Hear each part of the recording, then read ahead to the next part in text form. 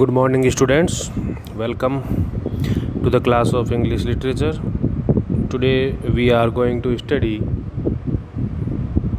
the poem Ode on a Grecian Urn, written by very famous romantic poet John Keats. In the previous video, we have studied its summary, and now in this video, I am going to explain the poem line by line.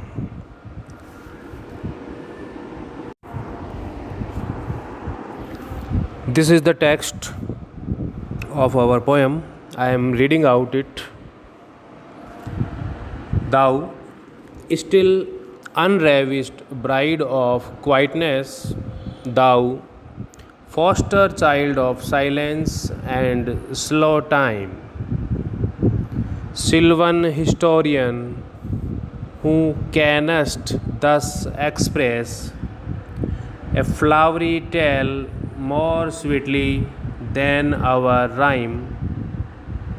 What leaf-fringed legend haunts about thy shape, of deities or mortals or of both?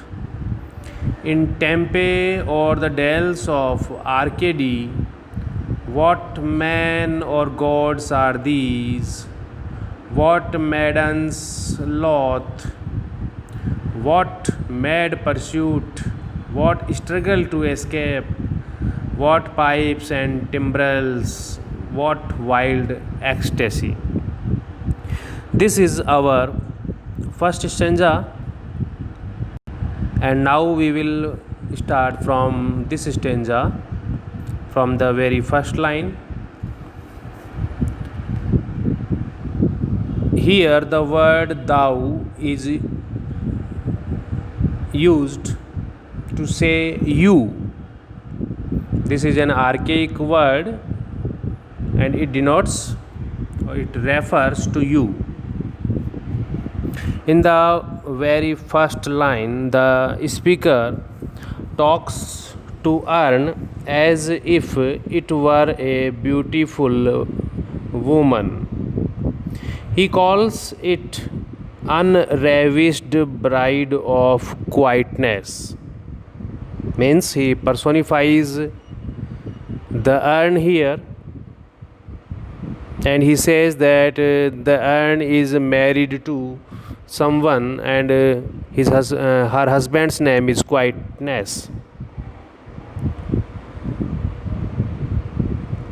He calls it unravished bride of quietness, which if taken literally would mean that the urn is married to a guy named Quietness, but we all know that urns can't get married. So the meaning is that the urn is really old pot and quietness is prevailed all around it. Now the word unravished here means that though it was married to quietness, but it is still virgin. Its meaning is that the Grecian urn is quite old and untouched or unaffected by the time.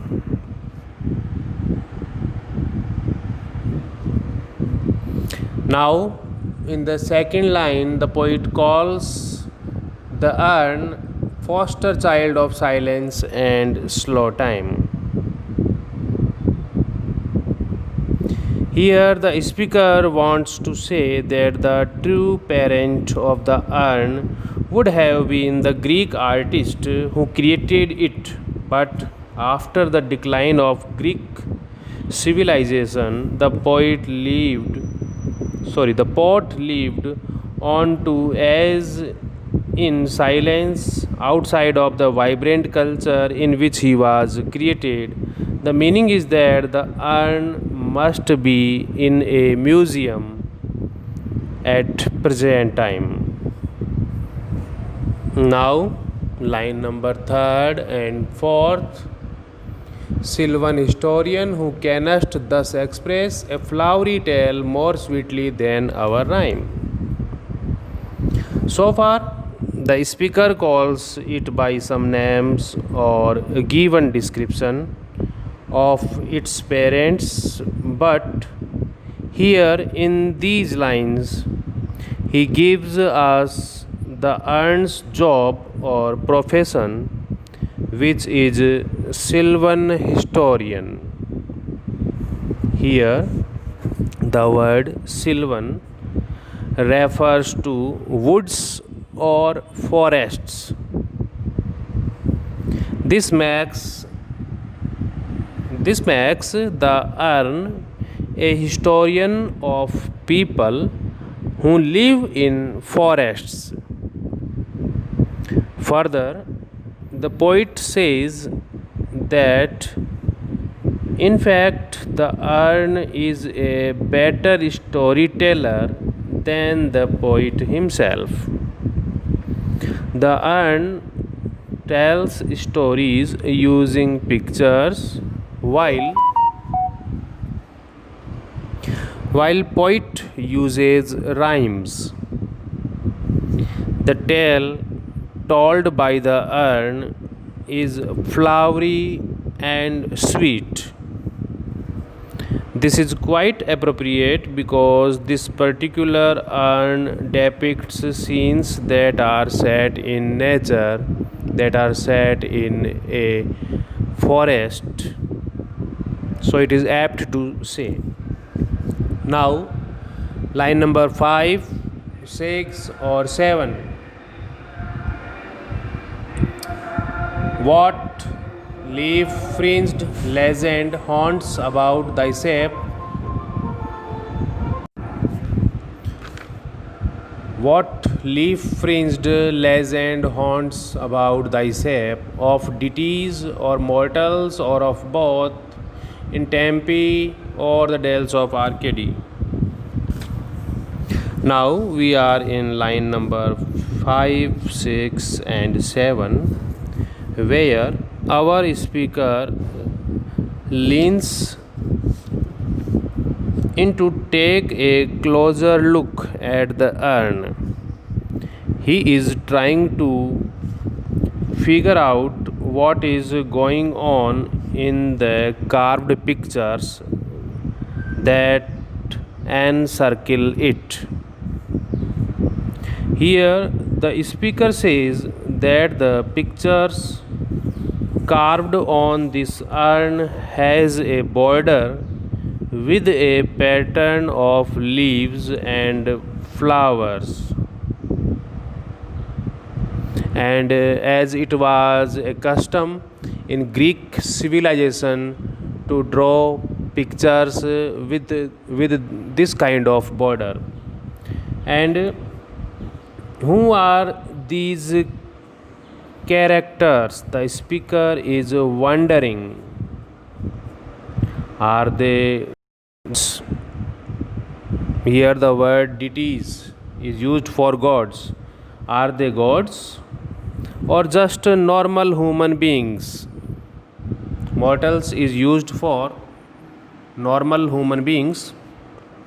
In ancient Greece, all the gods were represented as looking like people, so you wouldn't always be able to tell the difference between them and people in picture.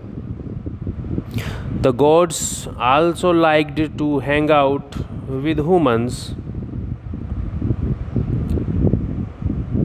The speaker is also wondering where the story takes place. Means, what is the place that is pictured here? With his knowledge of ancient Greece, he throws out a couple of names as guesses. It should be Tempe or Arcady or Arcadia. What kind of place is this? Which place is this? He is wondering, he is thinking. Now, line number 8, 9th, and 10th. What men or gods are these? What maidens loth? What mad pursuit? What struggle to escape? What pipes and timbrels? What wild ecstasy? Now, in these lines, the speaker repeats the question about deities or mortals in more casual language. Are they men or gods? Now, the speaker says that there is a picture on the urn in which some men are following some girls madly, means passionately, and the girls are trying hard to escape themselves. The girls are not interested. They are there are some people also who are playing pipes and timbrels, and all are happy. What wild ecstasy means? Ecstasy means ati anand. The people who are playing pipes and timbrels looking like very happy. Thus, this was the explanation of the first stanza. Now we move towards to our stanza number second.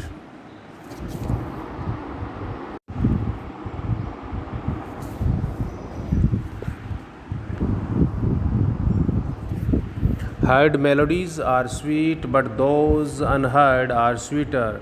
Therefore, ye soft pipes play on, not to the sensual ear, but more endeared. Pipe to the spirit deities of Noton, fair youth, beneath the trees, thou canst not leave thy song, nor ever can those trees be bare, bold lover. Never, never canst thou kiss. Though winning near the goal, yet do not grieve. She cannot fade, though thou has not thy bliss. Forever wilt thou love, and she be fair. Now, in line number 11 and 12,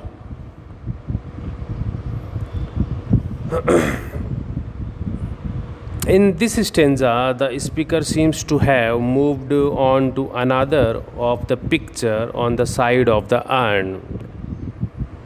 There are a total of 3 different scenes depicted on the urn, and this is the second scene. In stanza number first, we talked about scene number first, and now stanza number second we are going to talk about scene number second. As in the first scene, there is music playing. The music is being played on pipes, which is like a primitive version of a flute. Unlike the wild party music of the first stanza, these pipes are soft. Here the speaker also says that the melodies you don't hear are sweeter than those you hear. According to the speaker, the people in these picture are real people and are living, but they are frozen in time. Further, the speaker tells soft pipes to keep playing as he is enjoying that unheard music most. In the next 2 lines, he tells the pipes not to play to his sensual or physical ear, but to the metaphorical ear of his spirit or imagination. The spiritual ear is more endeared or cherished than his flesh and blood ears. Further, he asks the pipes to play deities of Noton, that is, songs that don't have any notes or sounds, at least in the real world, imaginary songs. Now, in line number 15 and 16, the identity of our mysterious musician is revealed. It is a good looking young guy, fair youth, sitting under the trees, and his pipe was probably made of wood. The speaker says that this fair guy will always play this song, and the tree under which he is sitting will always be green. Now, in the next line, the speaker turns back to the first scene. The guys are chasing the woman, and he starts talking to one of the guys. He calls him bald, presumably because he has taken the initiative to chase his lady around the forest. But here is a bad news for the lover, that he won't be able to kiss his beloved because he is frozen in that picture. Further, the speaker says that the young guy was quite near to achieve his goal, means to achieve his beloved, but failed. Yet he should not grieve, he should not be sad because his beloved won't fade anymore. She will always be beautiful, and the guy will always love her. Time won't affect their love, and his beloved will always be fair. So the poet says that you should not grieve. This was the explanation of stanza number first and second. With stanza number third, we will meet in the next video. Till then, goodbye. Thank you.